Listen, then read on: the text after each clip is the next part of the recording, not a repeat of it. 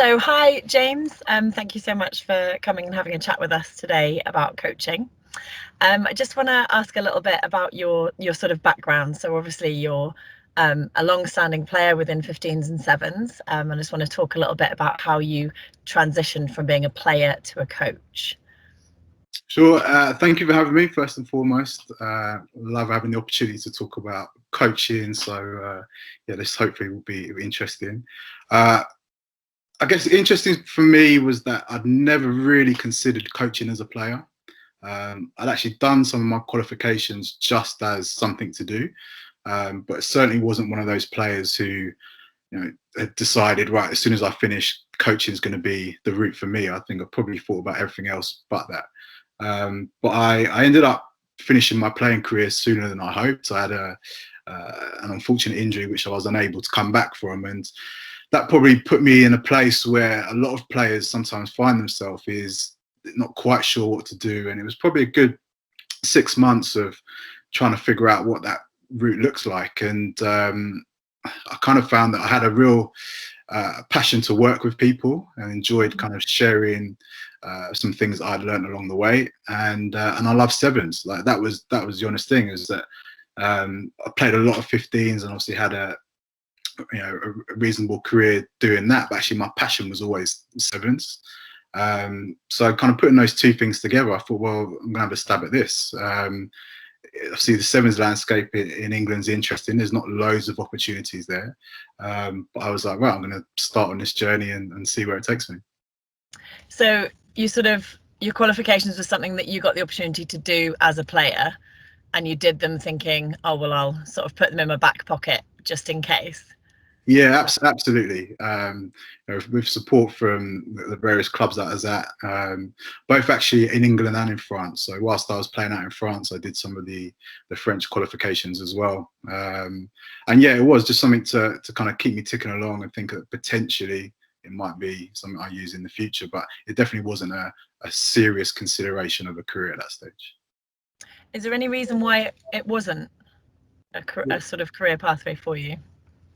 Yeah, I've kind of I've wrapped my brain over this a little bit. Yeah, I think, and it might be something we touch on later. There wasn't loads of role models. I was fortunate enough to be coached when I was younger by Paul Hull, who still to today is the only black head coach and director of rugby within the Premiership. But kind of outside that, there wasn't too many people I kind of thought was something I would aspire to. And I think that's probably got a part to why I didn't necessarily consider coaching as a first option. Okay, but thankfully you fell down that pathway. So how did that work? How did you actually end up coaching? What happened that kind of changed that course of where you were going? Yeah, sure. I think I started doing little bits, some kind of community coaching or some children's camps, and really once I kind of understood that coaching wasn't necessarily what I thought it was. I really had it in my head that it was tactics and analysis, and of course that's part of the job, but there's so much more to it. And I thought once I really understood the other side of it, that's what really kind of got my enthusiasm going. And from there, it was literally trying to get as much experience and coaching reps under my belt as I could. So I coached at schools, I coached kids camps.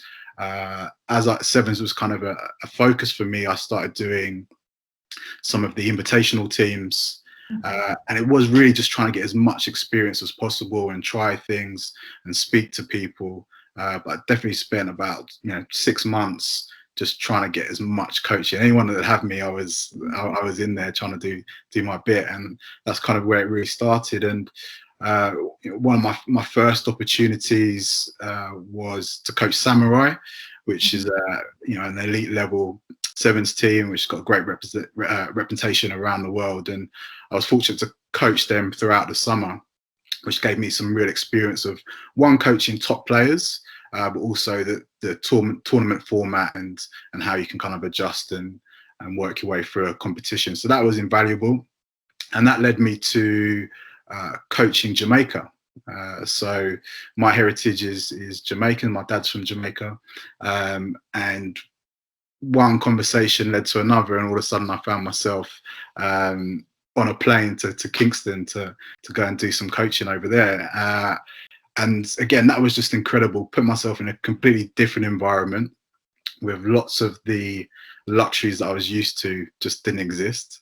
But that kind of grounding in especially with sevens, where you really do have to get yourself in amongst it and roll your sleeves up and do a whole host of jobs. I remember being out there and I did everything from filling up water bottles to helping players do visas. It was fully encompassing, and had a great time out there, and took them to the RAN tournament, which is the regional competition for the Caribbean and North America. So that was my first taste as well of international sevens. So it was kind of crazy time to that point, as I said, trying to get as much experience as possible, but then finally finding my way into an international sevens coaching opportunity. Do you think, it's probably quite a hard question to answer, but if there'd been an offer of those coaching qualifications that you'd done with like some work experience, do you think that might have helped support your journey as a player doing those coaching qualifications? Because you sort of said you thought coaching was something, but actually it's turned out to be something else. Do you think that would have helped maybe like support your decision of, oh, this could be for me? Yeah, I think looking back on it now, and something I would suggest to anyone who was considering it, was that would be so beneficial, is being able to almost be a fly on the wall in some regards, and take in different environments and see how different coaches work is invaluable, and it's something which I still enjoy doing now. And I think it's having that understanding, or greater understanding, of what really goes into coaching is something I'd suggest to all players.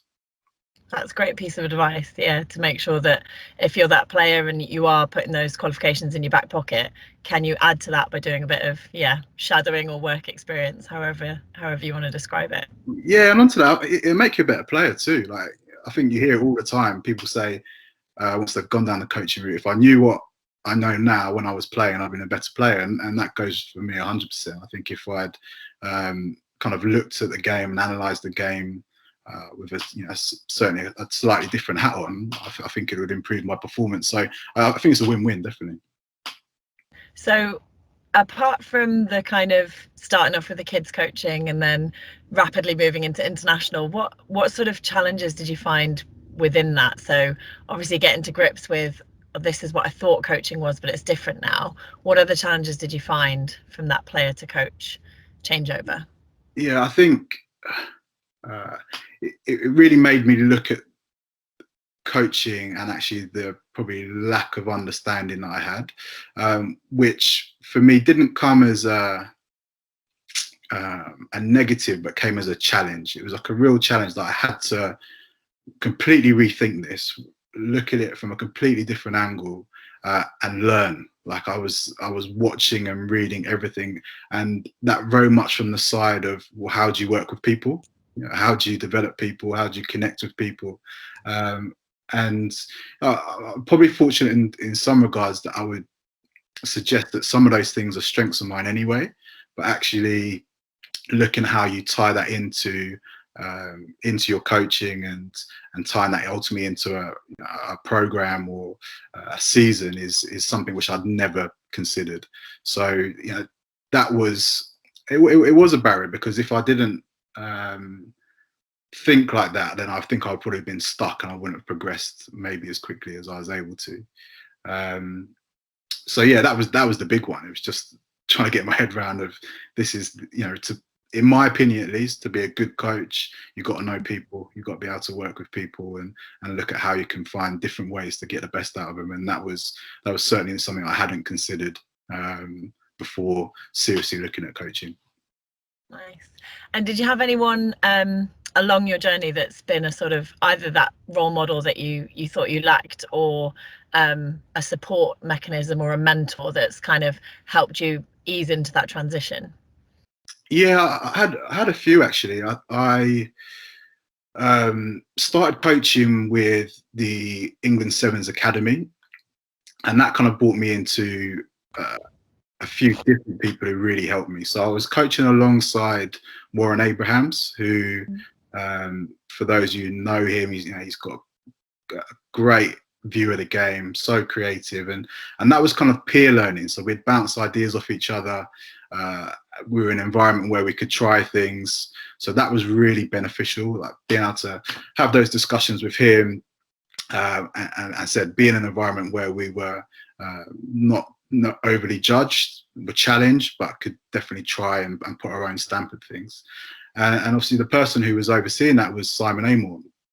And Simon was someone I'd played with during our playing career, and was instrumental in my progress as a coach, because ultimately he, through doing those sessions, which I mean, I was doing off my own back. I wasn't an employee by the RFU at that stage. He brought me in and saw something in me, and had the belief in me to really progress and really develop. And how I guess it's important for anyone to have someone who has that belief in you, and can also guide and steer you in the right direction. So that environment, kind of going into the sevens, England sevens, was so powerful for my development. And that also brought me in touch with Russell Earnshaw. Again, I'm sure a lot of people will know, and just the conversations and how he would challenge me was again brilliant. So, probably that England Sevens program and the people it opened me up to was instrumental in definitely taking that next step. Nice. And where did you go after that? So you've built up your experience now through that sort of progressive pathway, actually, of those kids camps, and then into some more coaching, sevens, Jamaica. You're back in England. You're doing the academy. What happened next, and why? Yeah, so as you said, doing lots of pieces, lots of spinning plates, but just loving it at this stage. I was so into my coaching and was just desperate to kind of get out there. And then the England Women's Sevens assistant coach job was available, and there was a vacancy there, and it just seemed so exciting. It was just after the Rio Olympics. Obviously, sevens was in a really good place at that point, and it just seemed like an opportunity that I couldn't turn down. So I applied, went through the interview process, and was fortunate enough to get the position in the end. So that was like the next step, and my first time being in a full-time sevens environment, which was incredible. And again, kind of accelerated my career with some turns which I wasn't expecting. And what I mean by that was probably after 3 or 4 months, maybe not even that, probably a little bit less. Simon Middleton, who was actually at that time head of the 15s program and the sevens program, put probably more of his focus on the 15s, which led to me to take a bigger role in terms of leading the women's sevens program. So it was a real steep learning curve, going from what I thought was very much going to be an assistant role to actually leading on a lot of the coaching. But the opportunity that gave me was massive, and I'm so thankful for, because it enabled me to put a real stamp on how I thought that the team could play, and how the direction the girls could go, and something which is probably my biggest passion in coaching is around creating an environment and a culture and a sense of belonging. I was really able to establish and start to direct that. So yeah, it all happened really quickly, and I learned on the job a lot in terms of a lot of that, especially around the management and leadership. But looking back again, it was just one of those things that happened, which I didn't necessarily think I was ready for, but in the end, just turned out to be so important for my career and my development. And have you found that you've drawn back on your playing experiences when you've been the person that's in charge and the lead coach?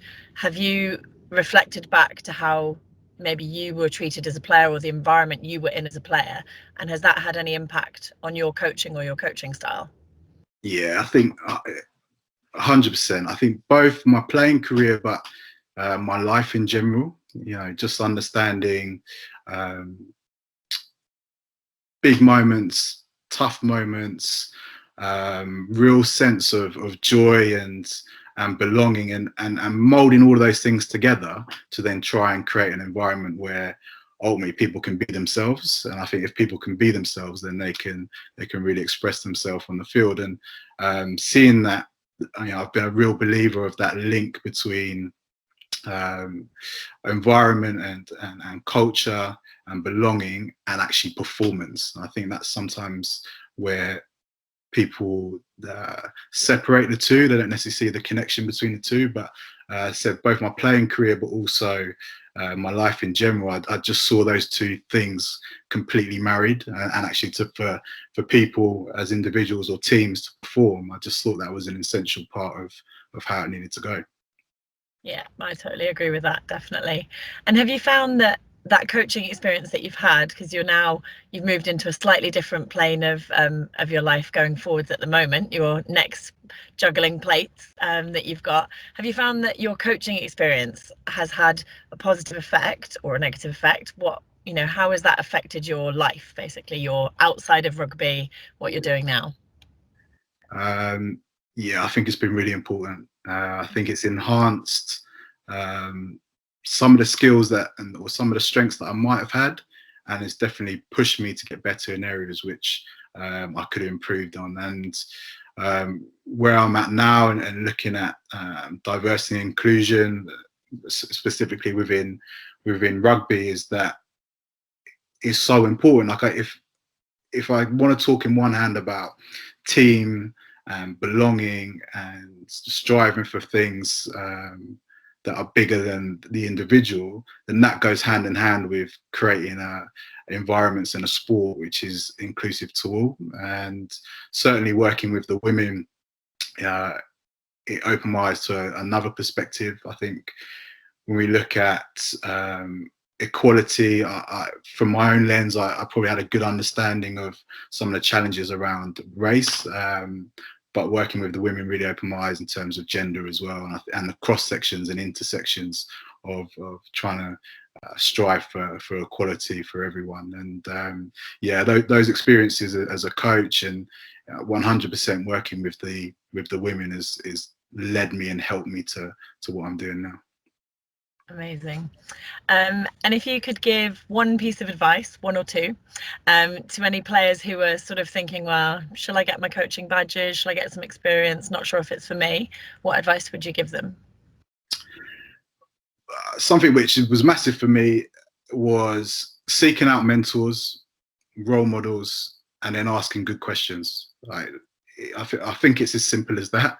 I think if you want to excel or help you make a decision, whether it be coaching or anything, is like seek out people who you respect, who have done it or are doing it, and then ask them really good questions, because you don't want to then get in that opportunity to speak to someone and then come away from going, oh, I didn't quite get what I wanted from that.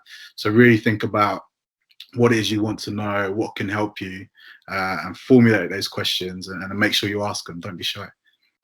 Amazing. Thank you so much for your time, James. It's been absolutely brilliant. No, thank you very much.